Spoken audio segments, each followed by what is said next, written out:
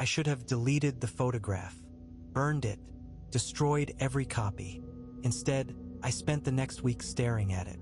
The collapsed tunnel, the darkness beyond, and Daniel, standing there, smiling, waiting. The worst part wasn't the fear. It was the hope. No matter how impossible it seemed, some part of me wanted to believe my brother was still alive, that somehow he had survived, that somehow I could save him. That's exactly what the thing beneath Miami was counting on. The next message arrived 7 days later. This time, it wasn't a photograph. It was a video. The file appeared on my laptop without warning. No sender, no explanation, just a timestamp and a play button. I clicked it. The footage showed the cavern beneath Biscayne Bay. The portal. Only it was larger now. Much larger. The opening pulsed like a heartbeat. The walls breathed, and standing beside it was Daniel, or at least something wearing Daniel's face. He looked directly into the camera. Into me. "Please," he said. His voice sounded exactly right. Exactly like my brother. "I'm trapped." I felt tears forming immediately. The thing smiled. Not wide, not unnaturally, just enough. Like it knew. Like it understood exactly what I wanted to hear. Then the video ended. 2 hours later, Hector arrived at my apartment. The moment he saw my face, he knew. "You heard from it." I nodded. Hector sat down heavily. For a long time, neither of us spoke. Finally, he opened a worn leather journal. The pages looked ancient, water-damaged, covered with handwritten notes. This belonged to the first man who entered the cavern. When? 1887. I frowned. Before Miami existed? Long before. He slid the journal toward me. One passage had been marked. I read it aloud. "The gate does not hunt through violence. It hunts through grief." A chill ran down my spine. Hector nodded. "That's how it survives." According to the journal, the portal wasn't simply a doorway. It was a trap, a lure. Something intelligent existed on the other side. Something incapable of crossing into our world directly. So it used human emotions instead. Loss, regret, guilt.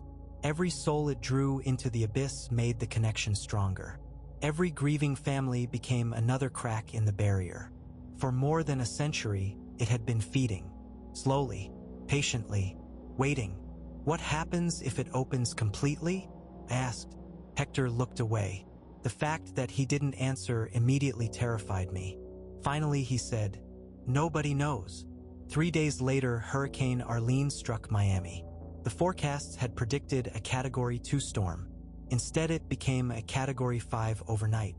The city descended into chaos.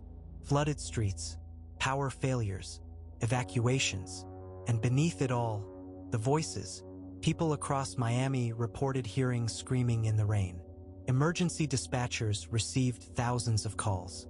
Citizens claimed they could hear someone crying beneath their houses, their streets, their walls. The city was panicking, and the portal was growing stronger. That night, Hector brought me to the original seal. The true seal. Not the collapsed tunnel. Not the cavern. Something older. Far older. Hidden beneath the foundations of downtown Miami. A chamber no larger than a church. Its walls were covered in symbols. The same symbols I'd seen beneath the bay.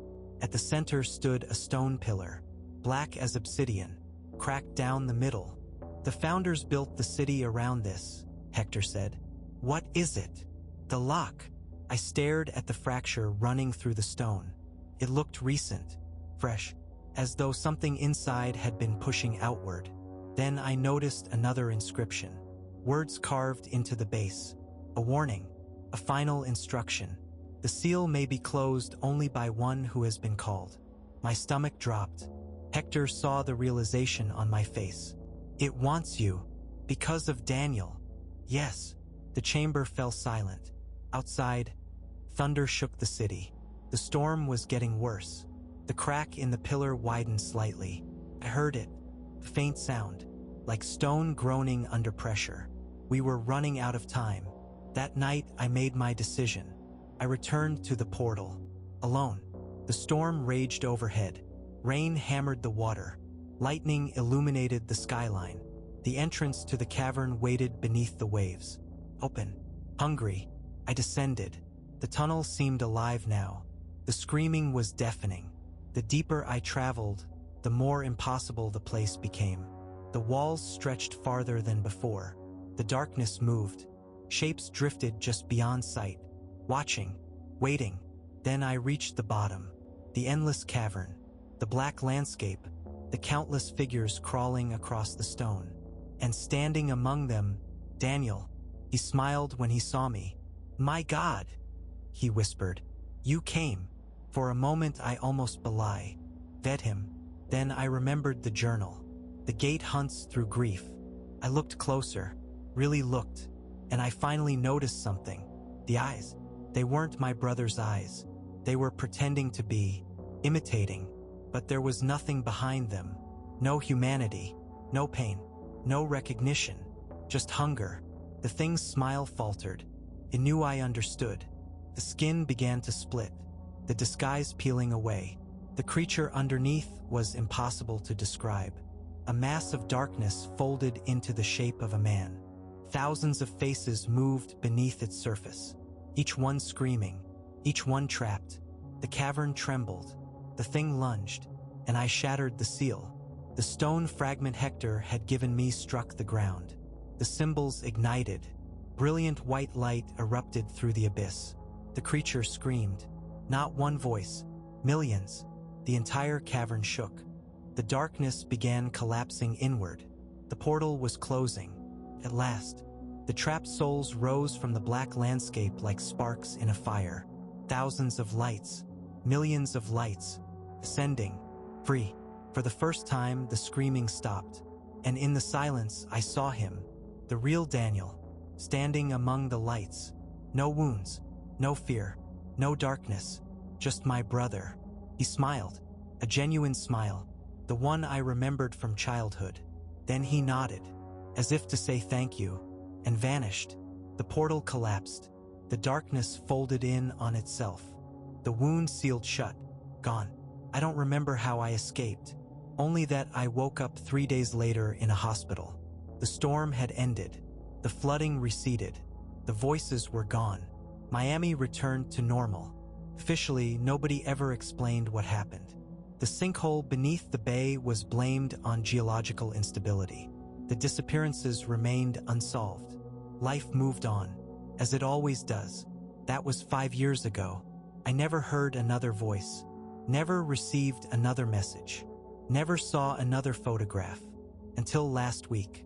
I was walking along the waterfront just before sunset. The water was calm, perfectly still. Then I noticed something beneath the surface. A reflection. Not my reflection. Someone standing behind me. I turned.